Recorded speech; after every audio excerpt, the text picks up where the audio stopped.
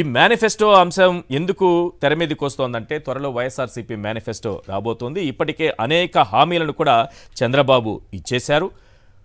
గతంలో ఆయన ఇచ్చినటువంటి మేనిఫెస్టోలో 2014లో దాదాపు 650 హామీలుంటే అందులో ఒక్కటి నెరవేర్చకుండా వెళ్ళిపోయినటువంటి ఏకైక ముఖ్యమంత్రిగా ఈ దేశంలోనే పేరు ప్రతిష్టలు సంపాదించుకున్నటువంటి ఘనత ఆయనకే చెల్లుతుంది.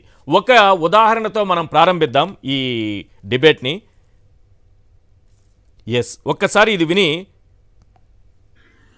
నేను ఒకటే చెప్పాను, ఎన్ని ఇబ్బందులున్నా పర్వాలేదని 100 రోజులు ఆలోచించి కడాను ఒక పథకాన్ని తీసుకొచ్చాం.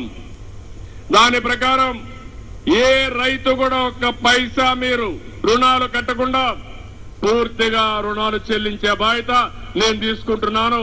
మీరు భయపడవలసిన అవసరం లేదు. మీ ఇంటికి ఏ బ్యాంకులు రాడు, ఎలాంటి జప్తులు ఉండవు. ఈ నెల 22వ తారీఖున 20% బ్యాంకుల్లో వేసి ఆ తర్వాత మీ రుణాలు రీషెడ్యూల్ చేసి తిరిగి మీకు అప్పించే బాధ్యత నేను తీసుకుంటున్నాను. రుణమాఫీలు ఎక్కడ చేయలేదు.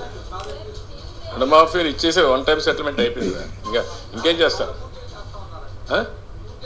పూర్తిగా చేస్తారే. ఆ రోజు ఏదైతే చెప్పామో వాళ్ళకి ఇవ్వాల్సినటువంటి 1.5 lakh వన్ టైం అన్నారు. వన్ టైం ఇచ్చేసాం. పూర్తిగా చేస్తాను ఎవరు చెప్పారు? నువ్వు చెప్పుకోండి. ఇట్లా ఆశ నేను చెప్పేదంటే ప్రతి ఒక్కరికి కూడా ఒక ఓపిక ఉండాలా. నేను చెప్పిన మాట అమలు చేస్తున్నాం. ఆ రోజు 1.5 lakh మీలాంటి వాళ్ళు ఒకరిద్దరు ఉండే ఈ ప్రాబ్లమ్స్ వస్తున్నాయి. రియల్గా చెప్తానా, ఏమనుకోవద్దండి. అది కూడా నేను చెప్పాల్సి వస్తుంది పబ్లిక్కి. చెప్పకపోతే నేను ఫెయిల్ అవుతాను. నేను 1.5 lakh చెప్పాను, 1.5 lakh ఇచ్చాను. నువ్వేమన్నా అంతా చేస్తున్నారంట. నీకు ఎవరు చెప్పారు? రాత్రి కల వచ్చిందా నీకు? This is where I'm sorry. Democracy కూడా మీనింగ్ ఉండాలి. విచ్చలవిడితనం వస్తేనే ఈ ప్రాబ్లమ్స్ వస్తాయి. అందుకనే ఆ విచ్చలవిడితనం రాకూడదు. ఇది మోడీ గారిని దూషించి, మోడీ గారిని వ్యక్తిగతంగా దూషించి, అమిత్ షా గారిపైన రాళ్లదాడి చేయించి, మళ్ళీ వెళ్ళి కాళ్ళు పట్టుకొని నాలుక మడతేసి మోడీ గారు విజన్ ఉన్న లీడర్ అని మీరేమన్నా చెప్పుకోండి, ఎన్నికల కోసం ఏ వేషాలైనా వేయండి చంద్రబాబు నాయుడు గారు.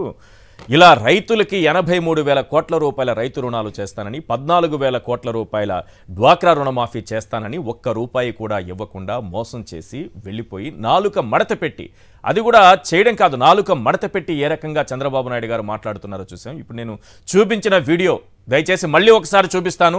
ఈ రాష్ట్రంలో ప్రతి మొబైల్కి వెళ్ళాలి, ప్రతి ఒక్కరికి చేరాలి ఈ వీడియో. చంద్రబాబు నైజం ఎలాంటిదనేది మొత్తం నేనే భరిస్తాను, మొత్తం రుణాలు నేనే తీర్చేస్తాను, బ్యాంకుల్లో ఉన్నటువంటి బంగారు నగలు కూడా తీసుకొచ్చి మెళ్ళో నేనే అలంకరిస్తానని చెప్పారు. రూపాయి కాదు కదా, నయ్యా పైసా ఇవ్వలేదు. రుణమాఫీకేమో, రైతు రుణమాఫీకేమో కోటయ్య కమిటీని పెట్టి దాన్ని కుదించి 23,000 కోట్లకు తెచ్చారు.